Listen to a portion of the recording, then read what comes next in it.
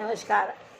हम अपने अपने रीति रिवाजों और प्रचलित प्रथाओं को ही सही मानते हैं और हर स्थान की आवश्यकता के अनुसार ये हमारे पूर्वजों ने ये रीति रिवाज और परंपराएं बनाई होंगी।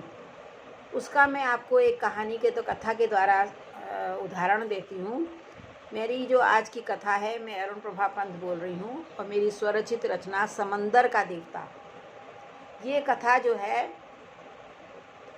ये कोंकण वाला जो हमारा तट है, पश्चिमी घाट जिसे बोलते हैं भारत का, उस जगह का जो मुख्य काम है, रोजगार है, वो है उनका मछली पकड़ना, मछली पालन, मछली पकड़ना समुद्र से और उसको बाज़ार में ले जाकर बेचना और ख़ुद भी खाना।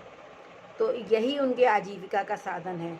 तो वहाँ के नियम के हिसाब से, जहाँ पर अक्सर तूफ़ान वगैरह आते ही रहते हैं और उस समय मछली अगर वो पकड़ते हैं तूफ़ान में जाकर, तो जो प्रतिदिन बगैर तूफ़ान वाले इलाकों में समय में जाकर जो मछली पकड़ते हैं, उससे अधिक वो धन कमाते हैं, क्योंकि कुछ दिन तक मछली का बाज़ार में अभाव हो जाता है।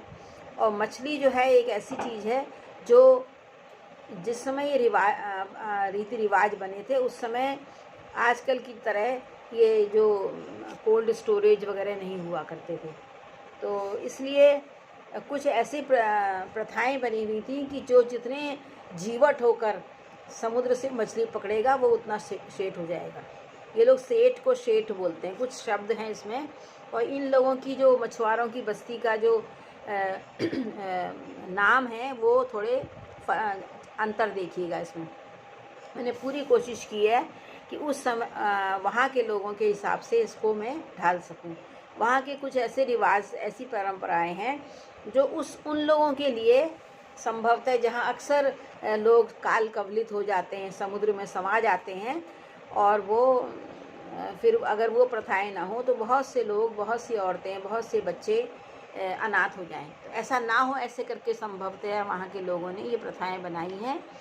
और ये जो लोग हैं ये समुद्र को अपना देवता मानते हैं, समुद्री। और जरा कोई भी काम ऐसा नहीं करते जिस समुद्र का देवता नाराज़ हो जाए। तो इसलिए मैंने समंदर का देवता इस कथा का नाम रखा है।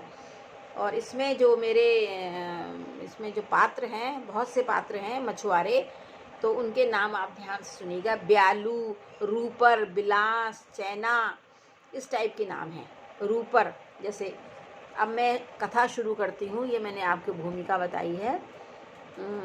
समंदर का देवता ब्यालू, रूपर, बिलास और चैना ने मनी मन कुछ बुदबुदाया और पूरी ताकत से जाल समंदर में डाला।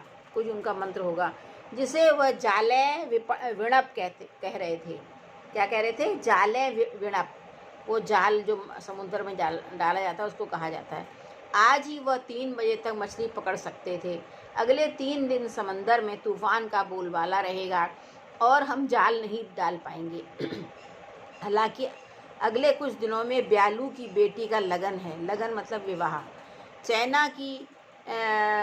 चैना की अपनी शादी और बिलास के बच्चे का जन्मोत्सव है। चैना की भी शादी है, ब्यालू की बेटी का लगन है, और बिलास कोई एक मछुआरा है, उसके बच्चे का जन्मोत्सव है। वो लड़का पैदा हुआ है उसके, तो वो जन्मोत्सव मनाने वाला है।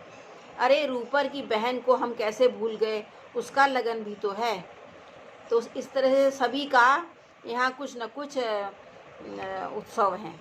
और इसीलिए ब्यालू के यहाँ भी, रूपर के यहाँ भी, बिलास और चैना। तो बिलास बोला, मैं तो भाई कोशिश करके आऊँगा पिछले रास्ते से, मतलब तूफ़ान में मछली पकड़ने, और मुझे बहुत रोकड़ा चाहिए। बिलास चाहिए ही। तूफ़ान में अगर मामला जम गया तो फ़ायदा ही फ़ायदा होगा। हमारे यहाँ के सभी सेठ मतलब अमीर लोग, उसको ये लोग सेठ बोलते हैं, सेठ लोगों ने यह खतरा उठाया था। लोगा मतलब लोगों ने। और आज कैसे सारा मच्छी बाजार पर राज करेला है मतलब कर रहे हैं।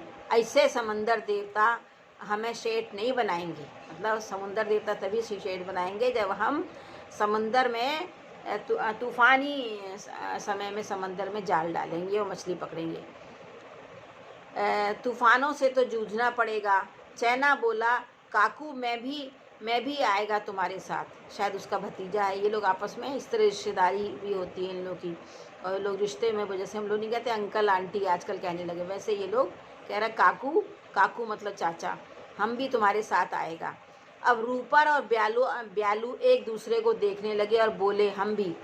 अब रूपर और ब्यालू भी उनके उत्साह को देखकर तैयार हो गए समंदर में जाल डालने के लिए। अगले दिन चारों घुप अंधेरे में ही छिपते छिपते हल्की बारिश में ही निकल पड़े। हल्की हल्की बारिश भी हो रही थी। उसी समय समंदर में मछली पकड़ने निकल पड़े, जबकि तूफ़ान आने वाला था और बहुत मुश्किल होता है तूफ़ान में, उसमें जान का भी खतरा रहता है। घर के लोगों ने चाहते हुए भी उन्हें नहीं टोका, क्योंकि उनमें विश्वास था कि जाते समय टोकने से समंदर देवता रूठ जाता है। इसके बदले ब्यालू की बाइको वहाँ पर कहते हैं पत्नी को, ब्यालू की बाइको और ऊपर की आई और माँ बहन बिलास के घर से कोई ना आ सका, क्योंकि उनका बच्चा बहुत छोटा था।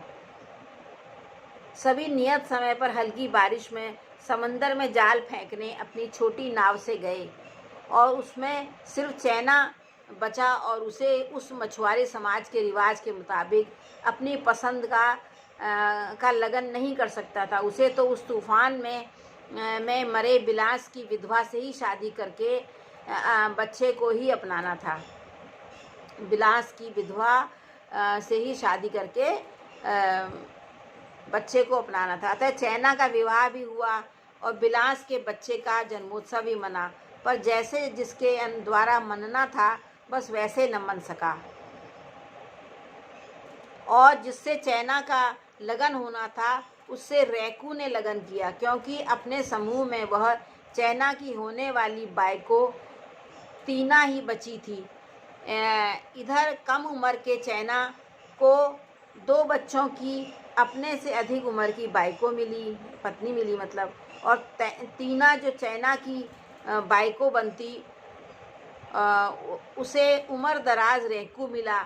यही इस मछुआरे समाज का नियम था। अगर यह नियम नहीं मानते तो समंदर देवता कुपित हो जाता। संभवतः मछुआरों के इस समाज में यह नियम इसलिए बनाया गया होगा जिससे कोई भी बच्चा और महिला अकेली अनाथ न रह जाए।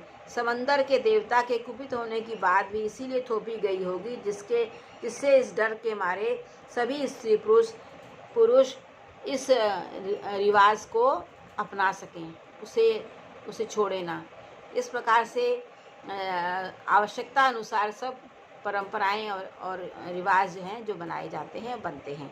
और जब अगर परिस्थितियां बदलती हैं तो मेरे कहने का मतलब ये है हमें भी अपने रिवाजों में समय के अनुसार परिवर्तन करने की छूट होनी चाहिए। उसमें कोई किसी को रोके टोके नहीं। तो यही मेरा इस कहानी का वो है। और ये अभी भी मछुआरे समाज में ये नियम लागू है कि जो बच जाता है वो दूसरे की विधवा से विवाह करना, उसके बच्चे की देखभाल करना आवश्यक होता है उसका, चाहे उम्र का कितना ही फासला क्यों ना हो। तो इस प्रकार से छोटी उम्र के मछुआरे भी बड़ी उम्र के स्त्रियों और बच्चों वाली स्त्रियों से शादी करना आवश्यक हो जाता है, और बड़ी उम्र की स्त्रियों को जो अविवाहित या छोटी उम्र के पुरुष बच्चे होते हैं उनसे विवाह करना आवश्यक होता है। इस प्रकार से यह नियम संभवतः समाज में, उनके समाज में कोई भी बेसहारा और अनाथ न रहे इसलिए बना होगा।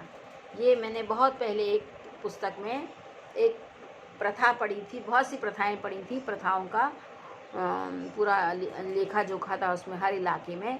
तो ये मुझे वो याद था, तो उस पर मैंने ये कथा की रचना की है। सारे पात्र काल्पनिक हैं किंतु नाम इसी प्रकार के वहाँ पर हुआ करते हैं।